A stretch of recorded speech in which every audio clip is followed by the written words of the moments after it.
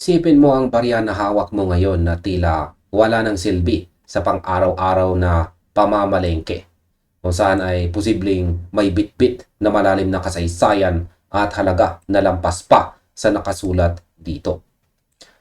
Ngayon, pag-uusapan po natin ang isang partikular na barya na madalas itanong ng mga kabarya natin na nakakahanap ng lumang gamit sa baul ng kanilang mga lolo at lola. At nagkataon na ito ay naglalaman ng 1 centavo na may taong 1937. Ang baryang ito ay hindi lang basta lumang pera. Ito ay isang seryosong piraso ng kasaysayan na nagmula pa sa panahon ng Commonwealth ng Pilipinas, noong tayo ay nasa ilalim pa ng pamamahala ng United States. Kung titignan mo ang baryang ito, makikita mo agad ang tatak ng Manila Mint. Yan, ang Manila Mint na kinakatawan ng maliit na letrang M na matatagpuan po sa ilalim ng petsa sa mismong harapang bahagi o overside ng barya. Yan. Sa larawan po natin dito ay mahirap po nating makita o mapansin yung letrang M kasi marami na po kasi siyang damage. Sa taong 1937 ay naglabas po ang Maynila ng kabuuang mintage o dami na 15,790,000 na piraso para sa 1 centavo. Sa mundo ng mga kolektor ng barya o tinatawag po nating numismatist, ang bilang na ito ay nangangahulugang medyo karaniwan o common collector piece ang baryang ito.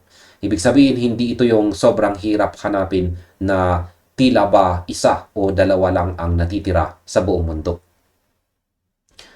Pero mga kabarya, wag muna kayong madismaya. Kahit sabihing common piece ito, may mga natatanging dahilan kung bakit marami pa ring kolektor ang interesadong makuha ito at handang magbayad ng sapat na halaga. Kaya pakinggan po muna ninyo ang mga technical na detalye nito para masuri po natin kung tunay ang hawak mo. Ang composition po ng 1 centavo 1937 ay brass na binubuo po ng 95% copper o tanso at saka 5% na zinc. Ang timbang po nito ay eksaktong 5.18 grams at may diameter o laki na 25 millimeters. Kung hahawakan mo ito, ramdam mo ang solidong kalidad ng pagkakagawa rito kumpara sa mga barya natin ngayon na madaling magaan at manipis. Ngayon ay pumunta naman po tayo sa kung paano ang pinaka-interesting na bagay sa baryang ito.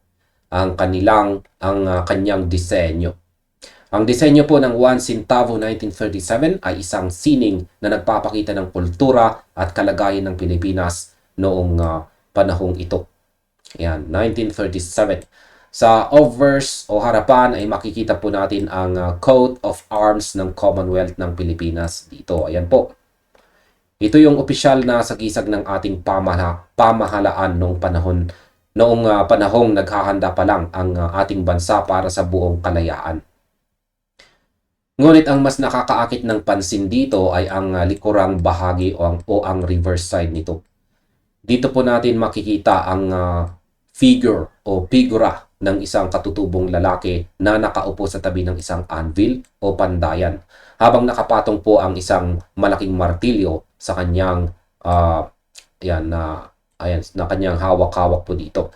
Ayan, at sa background po, ayan, sa malayong bahagi ng disenyo ay malinaw po nating makikita ang perpektong hugis ng bulkang Mayon. Ayan. Ang disenyong ito ay simbolo po ng sipag, determinasyon at lakas ng mga Pilipino na nagtatrabaho upang itayo ang ekonomiya at pagkakakilanlan ng ating bansa. Habang ang bulkan Mayon naman, ang bulkang Mayon na ito ay sumasalamin sa likas na ganda at tindi ng ating lupain. Para sa mga foreign collectors, ang kombinasyon po ng American influence at saka local culture ng Pilipino ang siyang nagbibigay ng mataas na artistic value sa baryang ito. Dahil dito, ang susunod na logical na tanong natin ay magkano naman ang halaga nito ngayon kung bibilhin ng isang interesadong kolektor. Dito natin kailangan na maging makatotohanan at umiwas sa mga maling impormasyon na kumakalat sa internet na nagsasabing milyon-milyon ang halaga ng bawat lumang barya. Ang numismatic value ng 1 centavo 1937 ay karaniwang naglalaro po mula sa $2 hanggang $10. Sa kasalukuyang palitan, yan po ay pumapalo sa humigit kumulang 110 pesos hanggang 570 pesos. Ngayon ay bakit nga ba nag-iiba ang presyo? Ang sagot ay nakadepende ng malaki sa tinatawag po nating kondisyon o grado ng barya. Kung ang barya mo ay galing po sa lupa, gasgas, sunog o halos burado na ang mga detalye ng mukha, yan, ng mukha ng lalaki at ng bulkang bayon, asahan mo na nasa mababang presyo. Yan, nasa mababang presyo ito. O baka mas mababa pa sa 100 pesos dahil marami ang kapareho nito na mas maganda ang kondisyon. Subalit kung ang hawak mong 1 centavo 1937 ay nasa pristine condition, ibig sabihin ay hindi ito nagamit sa sirkulasyon, napanatili ang original nitong kinang o mint luster, walang gasgas at hindi kailanman nilinis gamit ang mga kemikal, ang presyo nito ay maaaring umakyat ng mas mataas pa sa karaniwang $10.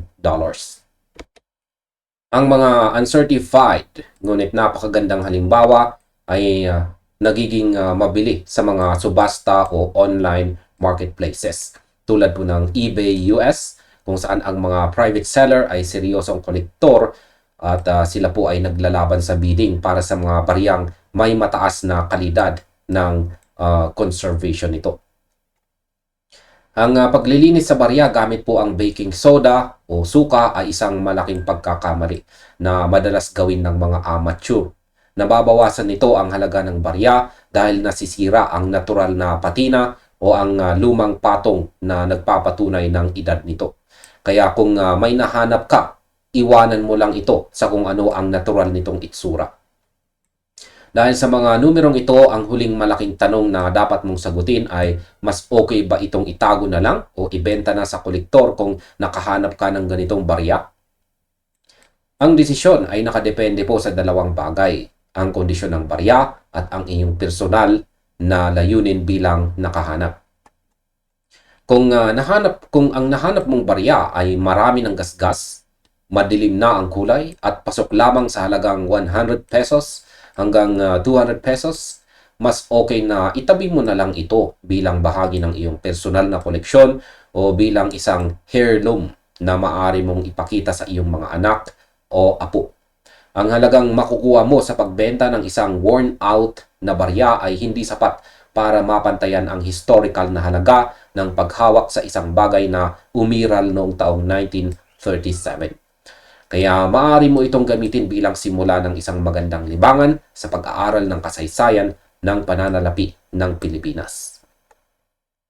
Sa bilang banda naman, kung maswerte kang nakahanap ng isang 1 centavo 1937 na mukhang bago pa, walang gasgas at kitang-kita pa ang bawat detalye ng martilyo at usok ng bulkang mayon, maaari mong i-consider ang pagbenta nito sa isang seryosong kolektor o sa mga lehitimong coin conventions at online platforms.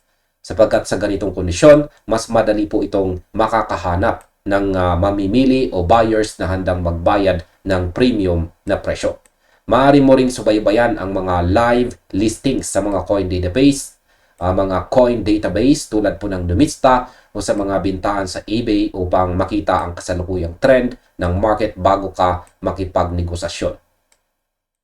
Lagi pong tandaan na sa mundo ng pangungulikta ng pera, ang kaalaman sa tamang detalye, timbang at kondisyon ang iyong pinakamalakas na proteksyon laban sa panloloko o sa maling expectation.